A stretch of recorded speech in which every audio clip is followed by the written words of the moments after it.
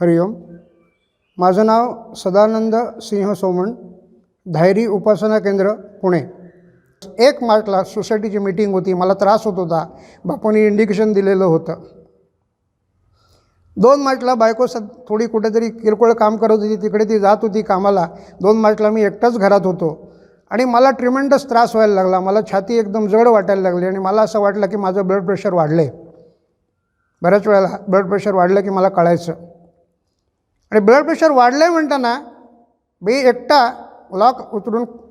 घराला लॉक करून खाली उतरलो. 2 मजले पायऱ्या चढलो. आमच्या घरापासून साधारण एक 100-50-500 मीटरवर असणाऱ्या डॉक्टरांकडे गेलो. त्यांना दाखवलं आणि तेव्हा माझं ब्लड प्रेशर होतं 195-105. एकटा चालत गेलो. चालताना मला दम लागला आणि मला बापूंच्याच कृपेने मला लक्षात आलं की मला जर आता इथे पाऊल पुढे टाकणं शक्य नाही आहे, तर मला इथे थांबलं पाहिजे. नॉर्मल झाल्याशिवाय पाऊल पुढे टाकायचं नाही. जिना उतरताना काही प्रॉब्लेम नसतो, पण जिना चढताना जर ब्लड प्रेशर वाढलं तर एक पायरी जीवनासाठी भारी असते. आणि म्हणून मी तिथे रस्त्यात थांबलो. डॉक्टरांकडे गेलो. ब्लड प्रेशर चेक केलं. 155-105. डॉक्टर म्हणे तुम्ही कुठली बीपीची गोळी घेता? मग ती बीपीची गोळी मी घेतली. अजून एक गोळी घ्या म्हणे, संध्याकाळपर्यंत प्रेशर नॉर्मल होईल. मग अजून एक गोळी घेतली. संध्याकाळपर्यंत बघितलं, प्रेशर नॉर्मल झालंच नाही. प्रेशर तेवढंच. ते ब्लड प्रेशर माझं कमी झालंच नाही. दुसऱ्या दिवशी परत डॉक्टरांकडे गेलो. डॉक्टरांनी म्हटलं ब्लड प्रेशर कमी झालं नाही आहे, एक गोळी घेऊन झाली. आता म्हणे आपण एक काम करू, आता आपण गोळीची पॉवर वाढवूया. ती तुम्हाला वाढवून देते गोळी आणि ती तुम्ही घ्या, मग तुम्हाला काय होईल ते बघा. मग त्यांनी मला 40 mgची गोळी दिली.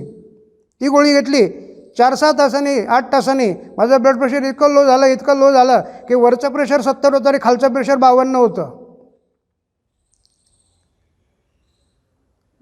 वरचं प्रेशर 70 असताना खालचं प्रेशर 52 असताना सुद्धा मला हे माहीत होतं. तरी पण मी त्या डॉक्टरांकडे गेलो. चालत गेलो, एकटा चालत. त्यावेळेस मिसेस बरोबर होती. आम्ही दोघे हळूहळू कावानं चालत गेलो. 52 लो प्रेशर असताना, लोअर साईडचं प्रेशर 52 असताना चालायची ताकद कोण देतो? बापू देतात माझे. कारण बापूंनी एक नियम सांगितला आहे आपल्या सगळ्या श्रद्धावानांसाठी की बाळांनो, मी कायम तुमच्याबरोबर असतो आणि जर माझा विश्वास आहे की बापू माझ्याबरोबर कायम असतात, तर ही चालण्याची ताकद बापूच देतो. करोनाचा पिरियड जस्ट झालेला होता. मागच्या वर्षी 2021ची मी गोष्ट सांगतोय. ही सगळ्यांचीच आर्थिक परिस्थिती गंभीर होती, तशी माझी आर्थिक परिस्थिती गंभीर होती. हॉस्पिटलमध्ये जायचं म्हटल्यानंतर आज 1.5-2 लाख रुपये खर्च येणार आहे ही कल्पना होती. आणि त्यासाठीच मी खरं सांगायचं तर हॉस्पिटलला जायचं थोडंसं काय म्हणा टाळाटाळ करत होतो. खरं सांगतो, तो दिवस माझा शेवटचा होऊ शकला असता. 2 मार्च 3 मार्च टाळाटाळ करत होतो मी 2 दिवस. असंच माझं इतकं काय म्हणतात ना, अजीर्ण झाल्यासारखं पोट माझं बिघडलं होतं आणि ते पार मला हेवी झालं होतं सगळं की मी खूप किती जेवलं आणि मला पचन होत नाही अशी परिस्थिती झाली होती. आणि म्हणून मी माझ्या मिसेसला म्हटलं की मी आता 2 दिवस काही जेवणार नाही, पूर्ण भूक लागेपर्यंत जेवणार नाही, फक्त ग्लुकॉन-डी आणि हे घेतो आणि पाणी पितो आणि त्याच्यावर मी बघतो काय फरक पडतो. आणि तो मी त्याप्रमाणे राहिलो. मग मी थोडा रिलॅक्स झालो. मला बरं वाटलं. माझा पोटाचा जो ताण होता किंवा जे अजीर्ण झालं होतं असं मला जे वाटत होतं ते क्लिअर झालं. परत तिसऱ्या दिवशी ब्लड प्रेशर चेक करायला गेलो. ब्लड प्रेशर तेवढंच 70-52.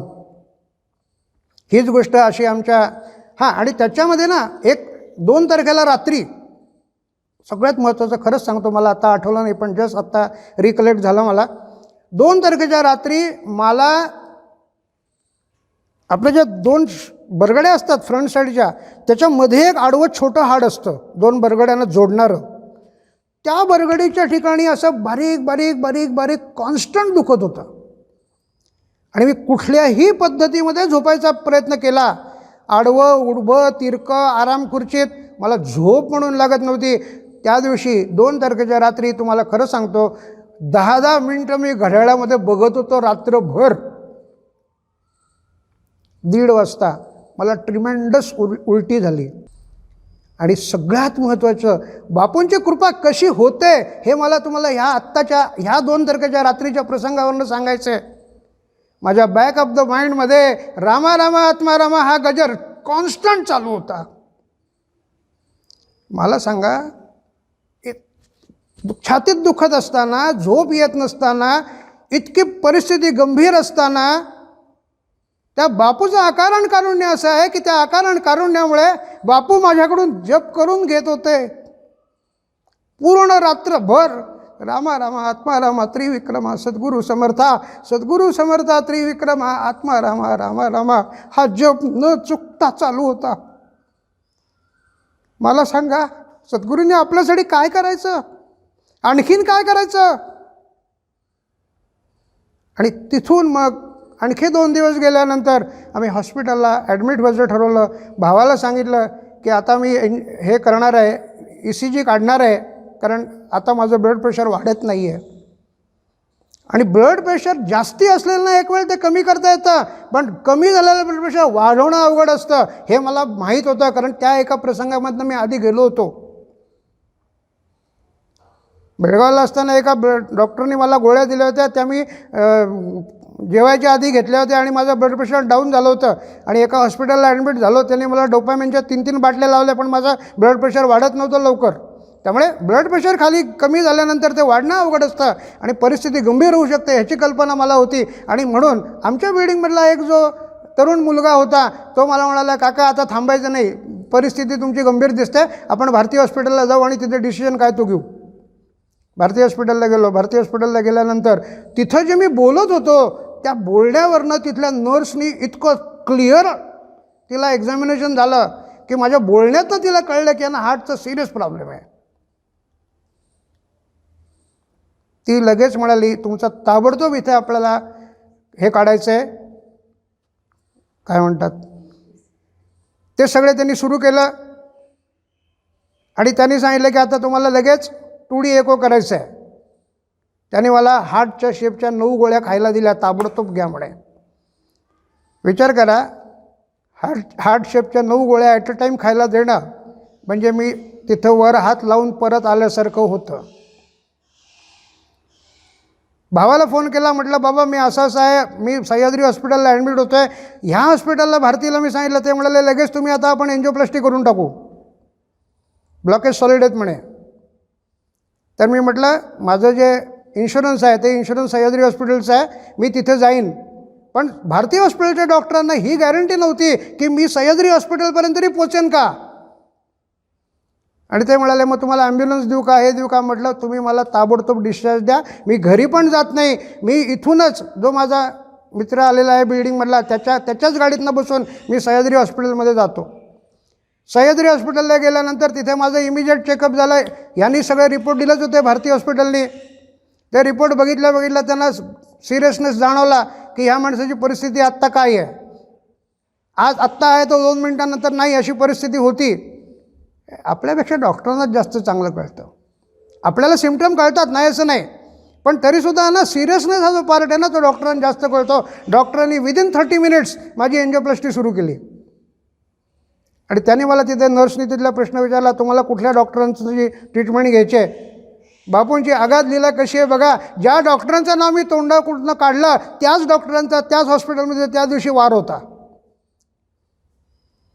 आपण याला योगायोग म्हणतो, पण खरं सांगतो हे योगायोग नाही आहेत, हे बापू सुचवतात, हे नाथ सुविध असतं. आणि हे आपल्या देवीनी महिषासुरमर्दिनीने मोठ्या आईने आपल्या प्रत्येकासाठी बनवलेला जो प्लॅन असतो तो प्लॅन आपल्यासाठी तो त्याच्या पद्धतीने एक्झिक्यूट होत असतो.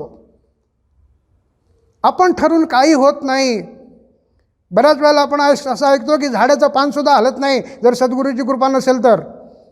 देवाच्या दयेशिवाय, देवाच्या इच्छेशिवाय झाडाचं पानसुद्धा हलू शकत नाही. तर आपल्यासारखे जिते जागते माणसं तर सोडूनच द्या. 6 मार्चला माझी एन्जिओप्लास्टी झाली. 6 मार्चच्या आधी मला खरं हेच अनुभव मला कथन करायला सांगायचं होतं, पण आज या निमित्ताने मला हे अनुभव कथन सांगायची संधी मिळाली, त्याबद्दल बापू मी अंबज्ञ आहे. आणि खरंच सांगतो, माझी बुद्धी जरी चळली, मी जरी कुठे वाईट मार्गाला लागलो तरी तुम्ही मला फटके द्या, पण मला तुमच्या चरणांशी बांधून ठेवा ही विनंती करतो. अंबज्ञ बापू, आय लव्ह यू.